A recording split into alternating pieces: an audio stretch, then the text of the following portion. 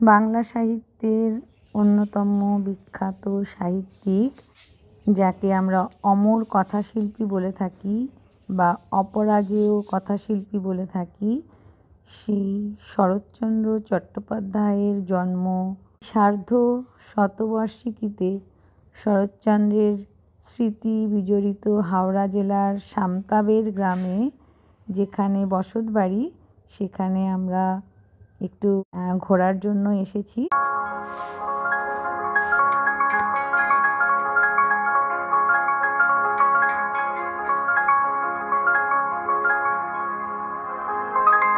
আজকে আমরা হঠাৎ দেউলটিতে চলে এলাম শরৎচন্দ্রের বাসভবন পরিদর্শন করার জন্য। তো আমরা এখন ওনার স্ট্যাচুর সামনে দাঁড়িয়ে আছি। তো আমার সঙ্গে আমার বোন আর বোনের ছেলে মেয়েরা আমরা এসেছি, মাকেও নিয়ে এসেছি।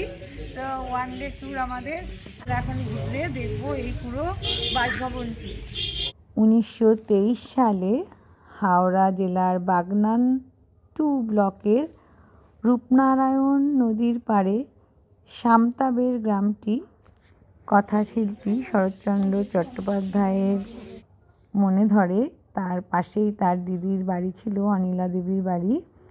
তো সেই বাড়িতে উনি বেড়াতে এসে এই জায়গাটি পছন্দ করে নেন এবং রূপনারায়ণ নদীর পাড়ে এই বাড়িটি তিনি তৈরি করেন 1925 সালে।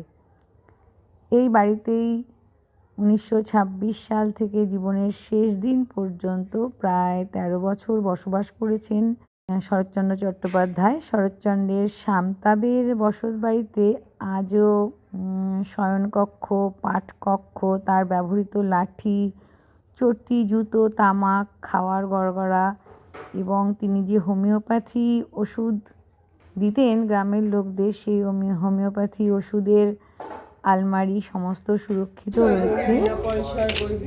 হোমিওপ্যাথি চিকিৎসা করতে সরকার রয়েছে হাওড়া জেলা কংগ্রেসের প্রেসিডেন্ট রাধাকৃষ্ণ ঠাকুর শেখ পাথরের মূর্তি চিত্তরঞ্জন দাস যখন দেশের উদ্দেশ্যে অ্যারেস্ট হয়ে গেছিল, ওনাকে দিয়ে গেছিলেন।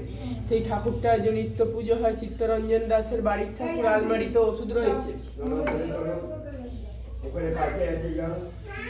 আমার নাম টুবাইপতি। আমরা বংশ পরম্পরা ধরে এবারে দেখাশোনার দায়িত্বে রয়েছে। ওনার নাতি থাকেন কলকাতা কসবায়, নাতির নাম জয় চট্টোপাধ্যায়। উনি আমার বাবার উপরে এবারে টোটাল দায়িত্ব দিয়ে রেখেছেন। আমার সাথে যোগাযোগ করতে হলে আমার যোগাযোগের নাম্বারটি হলো 8537998629। যারা রূপনারায়ণ নদী ধরে পিকনিক ও হোমস্টের জন্য যোগাযোগ করতে পারে।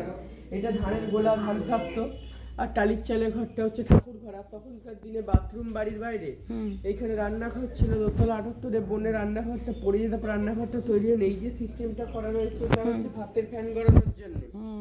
এইটা বিপ্লবী যে পালিয়ে যাওয়ার রাস্তা, গোপন রাস্তা, ব্যাক রোড, সবুজ রঙের গেট, উপরটায় যাবে, উপরে বেডরুম।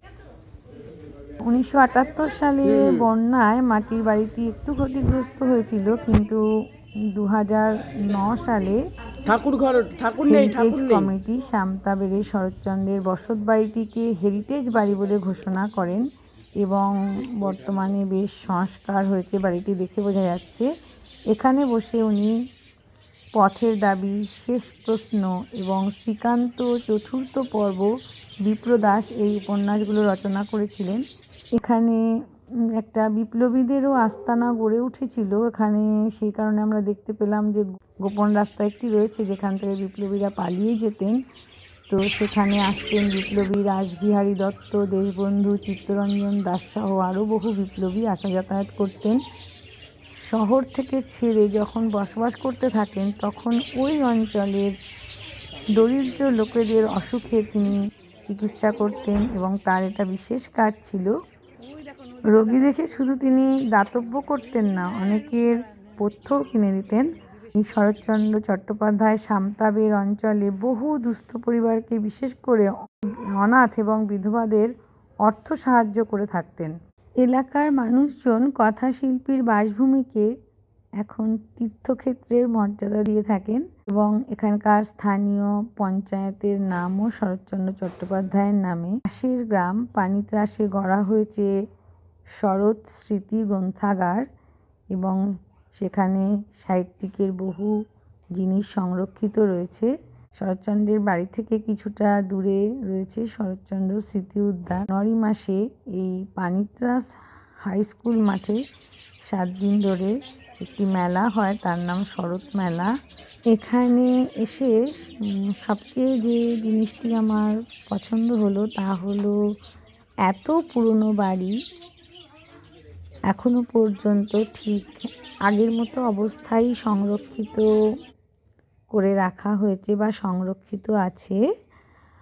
তো এবং এই যে ব্যালকনি, এই ব্যালকনি থেকে রূপনারায়ণ দেখা যাচ্ছে, এটি সবচাইতে আমাকে বেশি আকৃষ্ট করলো। আর এত ভালো লাগছে যে এরকম সিম্পল গ্রাম, এখনও যে মডার্ন টাচ এখানে পৌঁছায়নি এই গ্রামের মধ্যে, এসে সেই গ্রাম্য পরিবেশটি আমরা একটু উপলব্ধি করতে পারলাম। অত বছর আগে উনি এখানে এসেছিলেন এবং আজ থেকে এত বছর পরেও গ্রাম্য পরিবেশটি রক্ষিত আছে, সেটি একটা আনন্দের বিষয় এবং ভালো লাগার বিষয়।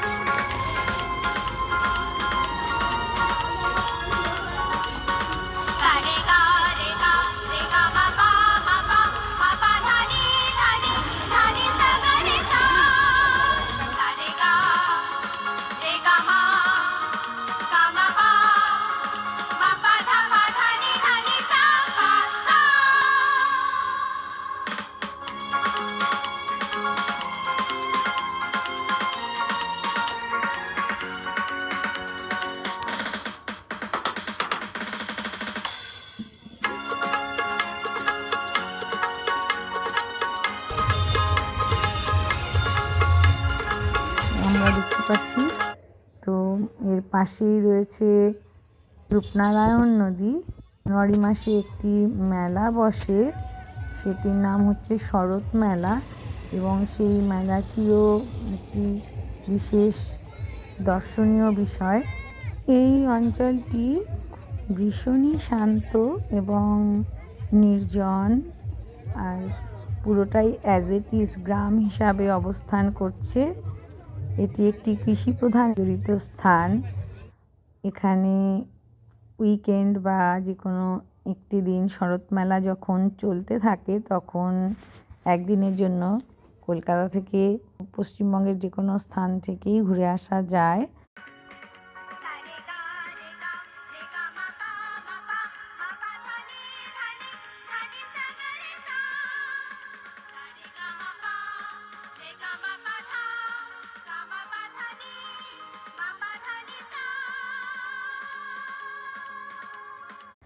প্রথমে যেতে হবে দেউলটি স্টেশন। দেউলটি স্টেশনে নেমে প্রায় 3 কিলোমিটার দূরে টোটো বা অন্য কোনো যানবাহনে শরৎচন্দ্র চট্টোপাধ্যায়ের বাড়িতে পৌঁছে যাওয়া যায়।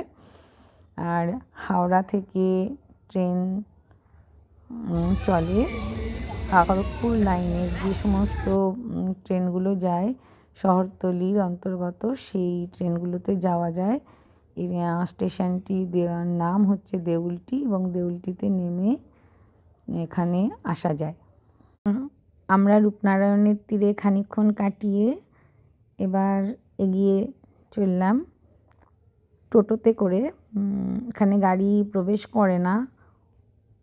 অনেক পুরনো একটি জাগ্রত কালী মন্দিরে এখানে এসে সেই কালী মন্দির সম্পর্কে জানলাম যে এটি বিশেষ একটি কালী মন্দির এবং অত্যন্ত জাগ্রত কালী মন্দির। তো মাকে দর্শন করে আমরা এখন বাড়ি ফিরে যাব।